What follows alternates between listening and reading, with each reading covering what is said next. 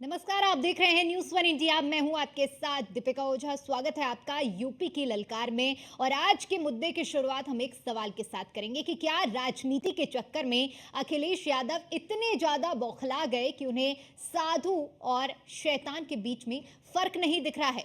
एक और अखिलेश मंगेश यादव के एनकाउंटर पर अभी तक छाती पीट रहे हैं क्योंकि वो बदमाश यादव था, लेकिन अयोध्या की नाबालिग बच्ची की सुध उन्हें अभी तक नहीं आई। और तो और कन्नौज में नवाब सिंह यादव का डीएनए मैच होने के बाद भी दलित बच्ची के परिवार वालों से मिलने की फुर्सत अखिलेश को नहीं मिली, लेकिन एक डकैत के परिजनों को लखनऊ बुला लिया। अब सवाल ये उठता है कि क्या फिर अखिलेश का पीडीए का नारा सिर्फ सियासी है? क्योंकि वाकई अगर अखिलेश को पीडीए की फिक्र होती तो अयोध्या की निषाद समाज की बेटी के साथ और कन्नौज की दलित बच्ची के परिजनों के साथ भी अखिलेश का रुख यही होता जैसे मंगेश यादव के परिजनों के साथ कर रहे हैं। सवाल ये कि क्या पीडीए में भी पी यानी कि पिछड़ा का मतलब अखिलेश के लिए सिर्फ यादव है? फिर अखिलेश के पीडीए को ढोंग क्यों ना माना जाए, इस मुद्दे पर चर्चा करेंगे, लेकिन इससे पहले ये रिपोर्ट देखिए। अखिलेश को मठाधीश में माफिया दिखते हैं। अखिलेश को मंगेश एनकाउंटर में जाति दिखती है। अयोध्या की बेटी के मामले में पीडीए गायब क्यों? कन्नौज की बिटिया के प्रति संवेदना गायब क्यों? यूपी में झूठे नैरेटिव के सहारे अखिलेश यादव 37 सीटें क्या पा गए? उनका अहंकार चरम पर है। अखिलेश को लगता है कि उनके हाथ अलादीन का चिराग लग गया है, जिसे घिसते ही सियासी कामयाबी उनके कदमों में हो। यही वजह है कि राजनीति बातों से पलटने और अपने ही बयानों से उलट बात करने में उन्हें कोई परहेज नहीं। सरकार पर तमाम तरह के आरोप लगाने वाले अखिलेश यादव खुद पर उठे सवालों का इस कदर बेशर्मी से जवाब दे रहे हैं कि शर्म को भी शर्म आ जाए। उदाहरण के लिए मठाधीश और माफियाओं की तुलना करने वाला बयान। अखिलेश ने दलील दी कि उस वक्त जब जूते मारने का नारा दिया गया तब बीजेपी के लोग कहां थे। यह बोलते हुए अखिलेश भूल गए इसी नारे के साथ उनके पिताश्री भी थे उस दौर में जब इसी नारे के साथ एक और नारा दिया गया था कि मिले मुलायम काशीराम, हवा में उड़ गए जय श्री राम। पहले अखिलेश का बयान सुनिए। कहते हैं, अतीत को झुटलाकर सियासत करना क्षणिक फायदा तो देता है, लेकिन लंबे समय के लिए इसका असर नकारात्मक ही होता है। 1993 में इस नारेबाजी का असर यह हुआ कि 2007 में पहली बार मायावती को पूर्ण बहुमत हासिल हो गया। 2012 में सपा को, दोनों को अपने अपने राजनीतिक जीवन में पहली और आखिरी बार यह मौका मिला। बीच के सालों में दोनों ने ही बैसाखी पर ही सरकार चलाई। ऐसे में अगर अखिलेश को गलतफहमी है कि उस नारे का असर नहीं हुआ तो उनकी बुद्धि पर अफसोस ही किया जा सकता है। अब एक बार फिर से अखिलेश वही पुरानी वाली राजनीति खेल रहे हैं। अखिलेश को लगता है कि जाति वाली काठ की हांडी को बार बार चढ़ा पाएंगे, लेकिन सब जतन करने के बाद भी अखिलेश अपने MY फैक्टर को भूल नहीं पा रहे। सुल्तानपुर में मारे गए डकैत मंगेश यादव पर अखिलेश का रुख तमाम सवाल खड़े कर रहा है। अगर अखिलेश को पीडीए की इतनी फिक्र है तो फिर मंगेश यादव मुद्दे पर ही अखिलेश हमलावर क्यों है? अयोध्या में अति पिछड़ा वर्ग की बच्ची के घर अखिलेश अब तक क्यों नहीं पहुंचे? कन्नौज में दलित बच्ची के घर अखिलेश यादव क्यों नहीं पहुंचे, जो उनका संसदीय क्षेत्र भी है? नवाब सिंह यादव के डीएनए टेस्ट की मांग खुद अखिलेश ने की थी। डीएनए मैच हो गया, क्या अखिलेश माफी मांगेंगे? अखिलेश यादव का पीडीए सेलेक्टिव है, क्या अब इससे भी बड़ा उदाहरण कोई हो सकता है? ऐसे में उनके तमाम दलीलें सिर्फ बेशर्म सियासत की मिसाल ही दिखती।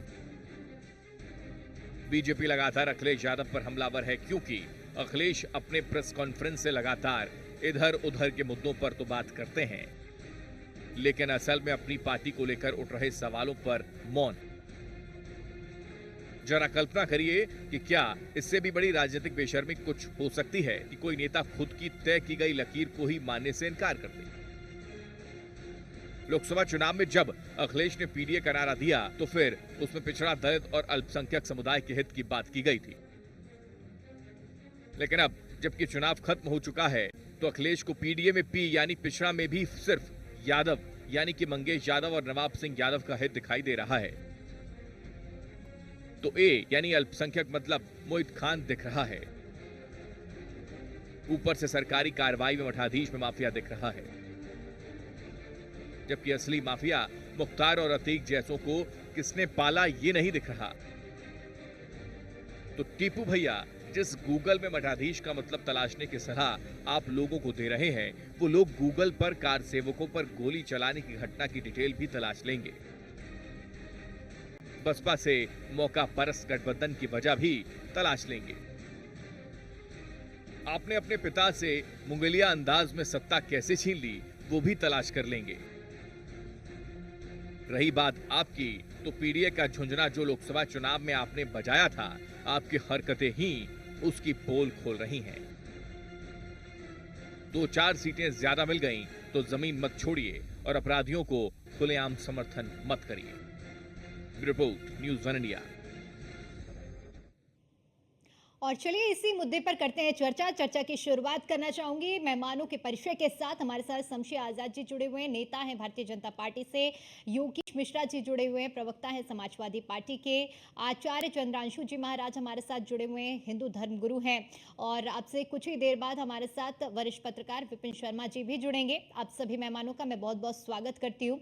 चर्चा की शुरुआत योगेश जी आपके साथ करना चाहूंगी और आपसे समझना चाहूंगी, सबसे पहले तो आप ये बताइए कि जो नारा आप लोगों की ओर से पीडीए का दिया गया था, आखिर पीडीए की परिभाषा आप लोगों के परिप्रेक्ष्य में क्या है? आदरणीय दीपिका जी, आपके डिबेट में आपने सारी भूमिका मिला के बताई कि एक डकैत, आपका कहना है कि एक डकैत का परिवार लखनऊ जाके आदरणीय अध्यक्ष जी से मिला और आप उस आप पूरी तरह से उनके ऊपर हमलावर हैं। और मैं तो कहता हूं कि हम पहले दिन से कह रहे थे कि एनकाउंटर नहीं, ये हत्या है। हम आज भी कह रहे हैं कि ये हत्या है, इसकी न्यायिक जांच होगी और जो दोषी होंगे वो बख्शे नहीं जाएंगे। पीडीए का फार्मूला, पीडीए का मतलब जो पीडीए समाज में आते हैं, पिछड़ा, दलित, अगड़ा, अल्पसंख्यक, अति शोषित, कमेरा और तमाम समाज के हाशिए के लोग आते हैं। पीडीए हमारा वो है। अगड़ा समाज भी आता है, आधी आबादी आती है। तो आप सुन लीजिए, मैं आपका सारा सवाल समझ गया। जब आप मैंने तो कुछ बोला नहीं योगेश जी, मैं आपको पूरा समय दे रही हूँ। बिल्कुल, आप पूरा अपना समय बात रखिए। अपनी स्क्रिप्ट पढ़िए, सुनिए, आप अपनी स्क्रिप्ट पढ़िए। आप चाहे जो स्क्रिप्ट लिख के लाई हो, आपका script IT cell Joshi ji ने फोन करवा के लिखवाया होगा तो भी चलेगा। बहुत आसान होता है योगेश जी, ठीक है। अभी शुरू में ही आप अटैक करने लगे, आपको कुछ नहीं मिला तो आप मीडिया पर ही सवाल उठाते हैं। खैर, मैंने तो आपके बीच में अभी कुछ बोला ही नहीं है ना, आप बोलिए, अपनी पूरी बात रखिए। सुन लीजिए, मैं बोलूंगा। मुख्यमंत्री जी जब मुख्यमंत्री नहीं थे तो उनके ऊपर आपराधिक मुकदमे थे। मुख्यमंत्री जी मुख्यमंत्री बनते ही सबसे पहला काम कुछ किए तो अपने ऊपर आपराधिक मुकदमे हटवाने का काम किए। सुनते रहिएगा। बलात्कारी जैसे चिन्मयानंद जैसे बलात्कारी को, जो जिसके शाहजहांपुर केस में मुख्यमंत्री जी योगी आदित्यनाथ जी की सरकार ने लेटर लिख के उसका मुकदमा वापस लेने का कार्य क्यों किया? आपने सवाल नहीं पूछा उस सवाल पे।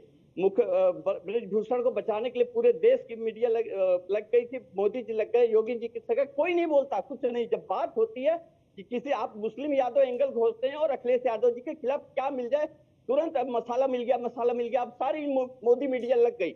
अरे अब चलाइए न्यूज, हम डिफेंड करने को तैयार हैं। लेकिन हम पहले दिन भी कर रहे थे वो हत्या थी और वो डकैत नहीं था साहब। उत्तर प्रदेश पुलिस उत्तर प्रदेश को जो एक एनकाउंटर की राजधानी बनाना चाहती है, हम उसको नहीं होने देंगे साहब। आप अपने आकाओं को खुश करने के लिए लगातार एनकाउंटर करके किसी भी निर्दोष को मार देंगे तो एनकाउंटर होता है साहब। ठीक है योगेश जी, अब मैं बोल सकती हूँ? आपकी बात पूरी हो गई हो तो बोलिए। बिल्कुल। देखिए, बहुत आसान होता है कि अपने सवालों का जवाब देने के लिए आप दूसरों पर कीचड़ उछाल दें। गोदी मीडिया का आपने इस्तेमाल किया है। जब ब्रिजभूषण शरण सिंह की बात हुई तब भी हमने सुनिए, बहुत आसान होता है। आप सुनिए, मैंने आपके बीच में नहीं बोला, आपने गोदी मीडिया बोला ना, हमने हर एक पहलू को रखा है। अब आप इस रिपोर्ट को किस तरह से लेना चाहते हैं, ये आपकी व्यक्तिगत राय है। देखिए, किसी भी मीडिया को गोदी मीडिया कह देना, उसकी तुलना कर देना बहुत आसान होता है। योगेश जी, मैं आपके बीच में नहीं बोल रही थी, अब आप जवाब तो सुन लीजिए। जनता जान रही है इस बात को, किस तरीके से आप जो है सिर्फ एक तरफा व्यू चला रही हैं और कुछ नहीं कर रही हैं। आपको जनता जान रही है कि आप किस प्रकार की पत्रकारिता आपके कर रहे पास हैं साहब। जवाब देने के लिए कुछ नहीं है ना, इसलिए आप हम पर सवाल उठा रहे हैं। गोदी मीडिया अरे कह रहे मैडम, हैं, अपना रिपोर्ट जाके को आप शक्ल कह रहे हैं, आईने में आप देख जवाब लीजिएगा, दीजिए कैसे ना। शर्म अच्छा आती है ठीक है, आपको। सुन ठीक है, लीजिए, मान लिया कि चैनल हमारी पर सुन रिपोर्ट लीजिए, अगर आप कह रहे हैं एक राज तरफा दरबारी है, जाइए जाके, आप मेरे सवाल का जाइए जवाब मोदी दीजिए। नाम है, मोदी ठीक है, मोदी जपिए, राज आप दरबारी मेरे जाइए, सवाल का आपको ये विज्ञापन जवाब मिलेगा, दीजिए, जाइए। क्यों नहीं आप कन्नौज पहुंचे, क्यों नहीं आप अयोध्या पहुंचे? आप ही ने सवाल उठाया था ना कि डीएनए करवाइए, डीएनए अगर मैच नहीं होगा, डीएनए टेस्ट जब मैच किया तो क्यों नहीं पहुंचे आप अयोध्या, क्यों नहीं पहुंचे आप कन्नौज? आप मीडिया पर सवाल उठा रहे हैं, आप हमारी रिपोर्ट पर सवाल उठा रहे हैं, जवाब दीजिए आप इसका।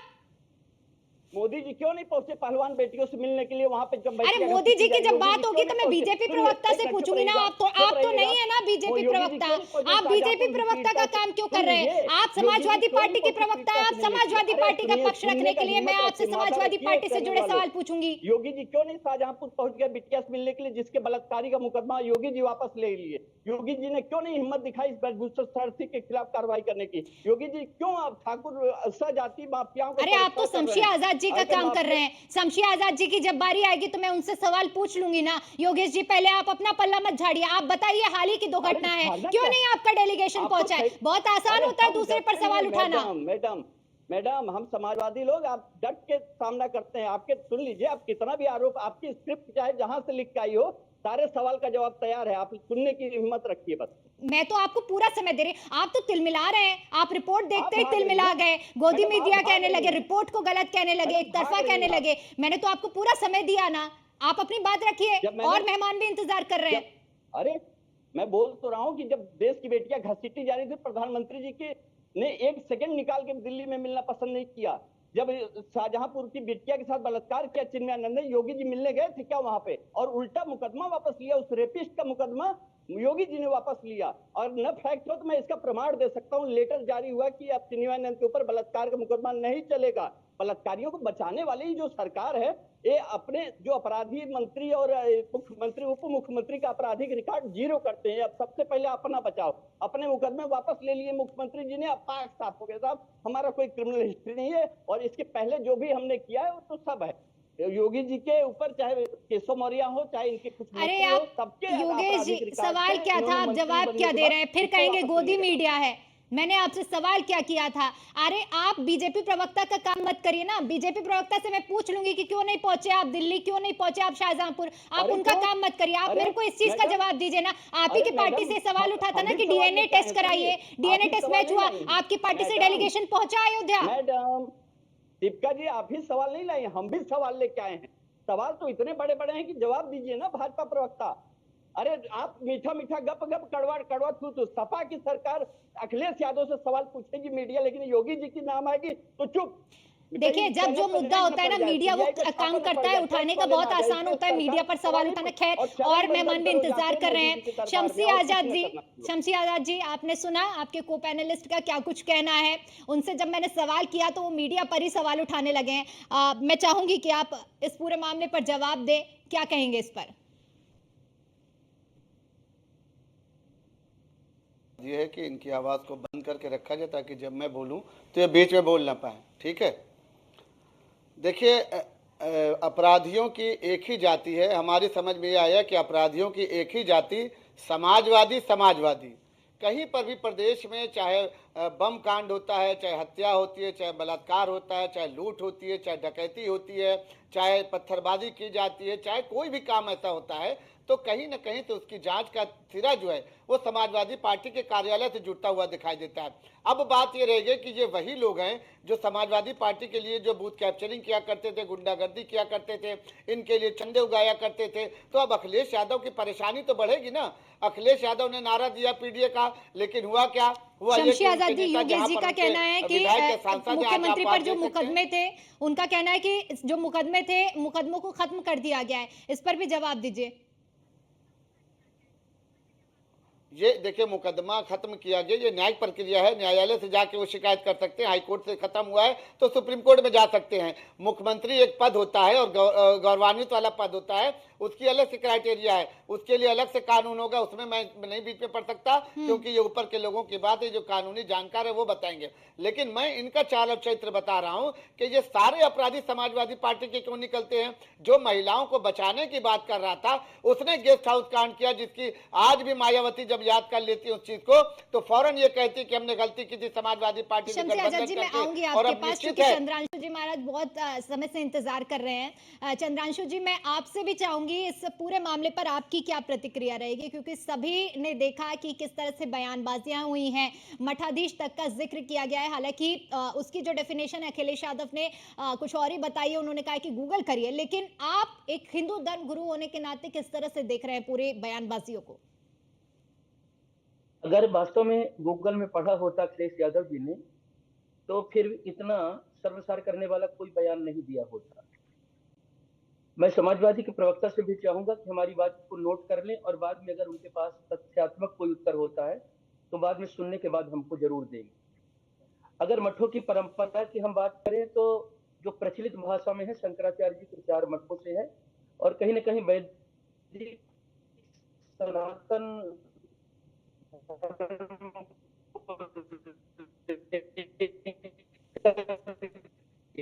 अपने देश की श्रृंगेरी मठ की और इधर शारदा मठ उन्होंने पश्चिम में गुजरात में और उसी तरह से उड़ीसा में जगन्नाथपुरी में उन्होंने गोवर्धन मठ की। उन्होंने उसमें कहीं ना कहीं देश की एकता, अखंडता, संरक्षण और उसमें किसी प्रकार का भेदभाव नहीं था। अगर सनातन संस्कृति के बारे में, मठों के बारे में जानते हैं उसके तो पूरे पृथ्वी को ही अपना परिवार हम लोग मान लेते हैं। उनमें चारों वेदों की जो अपनी मूलभूत चारों वेदों की एक एक प्रति का कहीं ना कहीं नेतृत्व करता हुआ कहीं ना कहीं ये सभी मठ है और इनके 4 महावाक्य भी हैं। अगर वास्तव में पढ़े होते तो किसी न किसी आपराधिक गतिविधि को लेकर के इतना नहीं तिलमिला जाते कि मठाधीशों पर भी इतने वर्षों वर्षों 8वीं शताब्दी में कहीं ना कहीं शंकराचार्य भगवान ने मठों की स्थापना किया था और 1 मिनट में आप पूरे मठाधीशों को नाप दिए। भैया कोई कोई नहीं, आप लोगों ने, समाजवादी लोगों ने बहुत से प्लांटेड साधु संत बना के रखे थे, चोर डकैत बदमाशों के भी कहीं ना कहीं बैठा के रखे थे। तो अगर किसी ने अपराध किया है, मैं कहता हूं मठ पर बैठ करके क्या भारत का साधु संत मठ क्या संविधान से बाहर है? क्या संविधान को नहीं मानते? क्या उनके ऊपर कानूनी कार्यवाही नहीं होती? अगर किसी ने कपड़े पहन करके कोई अपराध किया है उस पर कानूनी कार्यवाही हो ही रही है, उसको फांसी की सजा का प्रावधान है। मठाधीश भी हो, अपराध किया तो अपराध की श्रेणी पर उसको दंड मिलना चाहिए, पर उसके तहत आप पूरे देश भर के मठ मंदिरों को, विश्व में रह रहे मठ मंदिरों को एक साथ में कहीं ना कहीं डाकुओं से जोड़ दो, हिंसा से जोड़ दो या ऐसे माफियाओं से जोड़ दो। ये बिल्कुल नहीं है, ये बिल्कुल बहुत घटियापन है, बहुत घटिया चरित्र है, यह वही चाल चरित्र है। मैं एक बात और कहता हूं, मैं किसी पार्टी का नहीं हूं, मैं अयोध्या का भी मुद्दा सामने सुन रही थी, मैं इनसे पूछना चाहता हूं, एक उत्तर जरूर दे दी, क्योंकि हम लोगों को बड़ी आशा थी कि यहाँ पर अधिकारी लोग थे, उनकी कहीं ना कहीं उच्छृंखलता रही होगी या कि कहीं भ्रष्टाचार रहा होगा, लूट रहा होगा। एक ही पार्टी के लोग रहे होंगे तो प्रश्न उठता था कि कहीं ना कहीं हो सकता लूटपाट कर लिए होंगे, पर कहीं ना कहीं अयोध्या की जनता ने, कुछ लोगों ने विश्वास करके अवधेश जी को यहाँ का सांसद बनाया। उन्होंने उसका खुलासा करने के बजाय एक नाबालिग बेटी के साथ रेप की घटना होती है, राम मंदिर तो देखने अखिलेश यादव नहीं आते, क्या नाबालिग बच्ची के साथ रेप की विरासत में देंगे ये लोग? ठीक है, उस पर इनके मुंह पर छेद नहीं आएगा। तो कहीं ना कहीं ये मुद्दा उठता है और एक बार कहीं ना कहीं इस चीज को समझ कर आगे बढ़े, सामने आए, मुंह कब तक छुपाएंगे? और समाजवादी ठीक है, पार्टी अब इसी पर छोटा सा एक जवाब, लोग देश पहले हमारे लिए है, इसी पर एक छोटा सा जवाब योगेश जी आप दीजिए, क्योंकि आप लोगों ने अयोध्या के लिए बहुत, जिस तरह से जब जीत हुई, आप लोगों को एक मैंडेट दिया, समाजवादी पार्टी के प्रत्याशी को चुना अयोध्या की जनता ने, क्या उसी अयोध्या की बेटी के साथ जब अन्याय हुआ और नाम जुड़ा आप ही के पार्टी के एक नेता पर, तो क्या आप लोगों की जिम्मेदारी नहीं तय होती है कि आप वहां पर पहुंचे? बहुत छोटा सा जवाब, क्योंकि शमसी आजाद जी के पास भी जाना है।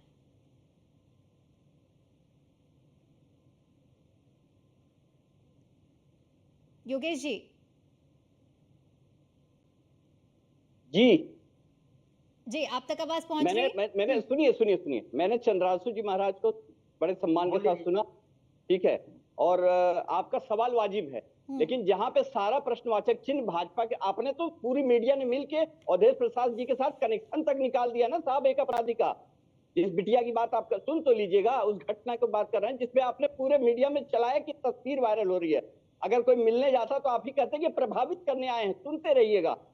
अब मामला हो गया क्योंकि उसके ऊपर कार्रवाई हुई और योगी जी ने कार्रवाई की। अब हम किसी अपराधी का समर्थन कभी नहीं करते, अगर कोई चलिए गलत ठीक है, तो उसको कन्नौज सजा पहुंच मिलनी जाते। चाहिए। कन्नौज तो सुन संसदीय लीजिए, क्षेत्र है ना आपके मुखिया का। अरे सुन लीजिए, पूरी बात सुना कीजिए। अगर कोई अपराधी है तो उसको सजा मिलेगा as per accordance with law. तो ऐसे तो अब अपराधी तो मंगेश यादव कांड में भी है, जिसको आपने लखनऊ बुलाया है। ठीक है, मंगेश यादव अपराधी था अगर, लेकिन पुलिस का ये अधिकार नहीं कि किसी की हत्या जान ले ले। अरे क्यों जान ले लेकिन ली तथ्य साहब? भी तो एक रखे जा एनकाउंटर रहे हैं किया ना। आपने खैर कि योगेश नहीं? जी, आपसे अरे सवाल यही कांड पूछूंगी एक तो आप सुन गोदी लीजिए, मीडिया कहेंगे। प्लीज आपकी इसमें प्लीज आप गलती नहीं है, इसमें प्लीज आपकी एक परसेप्शन आप लोगों ने मैडम बना लिया है। शमशी आजाद मैडम जी, बहुत कम समय है, इसलिए मैं चाहूंगी कि आप इस डिबेट को कंक्लूड करें, चूंकि आपको बोलने का भी समय कम मिला है आज। कोई बात नहीं, समय कम मिला, लेकिन देखिए जो अखिलेश यादव जी ने जो सारे सनातनियों का अपमान किया, जो सारे हिंदू धर्म का अपमान किया, सारे मठाधीशों का, क्योंकि मठ जो है हमारे यहाँ आस्था का केंद्र है, पूजा का केंद्र माने जाते हैं। बड़े बड़े मठ है, वहाँ पर लोग जाके सर झुकाते हैं। देश का प्रत्येक नागरिक, चाहे वो अमीर हो चाहे गरीब हो। आज उन्होंने उसकी तुलना अगर एक अपराधी से की है तो उसके लिए निश्चित तौर पर इनको सनातनी धर्म से माफ़ी मांगना चाहिए, हिंदू समाज से माफ़ी मांगना चाहिए, देश के प्रत्येक नागरिक से माफ़ी मांगना चाहिए। और जिस तरीके से मंगेश यादव का वो बचाव कर रहे हैं, तो उससे भी बिल्कुल साफ है कि अगर इनके पर आरोप लगता है कि ये जातिवाद का काम करते हैं या अपराधियों को बढ़ाने का काम करते हैं, तो निश्चित रूप से सुल्तानपुर कांड में इन्होंने जिस तरीके से मंगेश यादव की पैरवी की है और जिस तरीके से उनके परिवार को आज यहाँ मिलने के लिए बुलाया है, ये बिल्कुल साफ दर्शाता है कि इनकी बिरादरी का अगर कोई आदमी है, अगर उसके खिलाफ कोई कानूनी कार्रवाई होती है तो ये इनको बहुत बुरा लगता है। इसके विपरीत अगर समाज में कुछ भी हो जाए, इनकी पार्टी का अगर कोई बलात्कार करता है तो उसको बचाने के लिए डीएनए टेस्ट कराने की बात करते हैं। कन्नौज में हो गया, टीवी पर बहुत बोल रहे हैं, फेसबुक पर बहुत बोल रहे हैं, लेकिन खुद कहीं जाने की हिम्मत नहीं करते कि भाई कम से कम रेप पीड़िता से जाकर मुलाकात तो करें, उसके परिवार को कोई आर्थिक सहायता तो दें। लेकिन होता यही है कि इन्होंने हमेशा अपराधियों को बढ़ाया है। अपराधी खुद नहीं चाहते कि ऐसी जगह पर अखिलेश यादव पहुंचे, क्योंकि अपराधियों का मनोबल घटेगा, और इन्होंने हमेशा अपराधियों को बढ़ाने का काम किया है। यही वे लोग हैं जो माफी के साथ समाजवादी आपको रोकना चाहूंगी क्योंकि समय का अभाव है, इसलिए चर्चा को यहीं समाप्त करना पड़ेगा। आप सभी मेहमानों का बहुत बहुत शुक्रिया हमारे साथ चर्चा में जुड़ने के लिए और अपना कीमती समय हमें देने के लिए। सवाल कई हैं क्योंकि बयानबाजियां लगातार हो रही हैं, लेकिन इन्हीं सवालों का जवाब तराशने के लिए आज इस मुद्दे पर हमने चर्चा की है और निष्कर्ष जिस तरह से साफ निकल रहा है कि लगातार बयानबाजियां अगर इसी तरह होती रही तो न जाने उत्तर प्रदेश की जो व्यवस्था है और जो लगातार आरोप प्रत्यारोप का दौर चल रहा है, ये कब खत्म होगा। इसी के साथ दीजिए इजाजत, नमस्कार।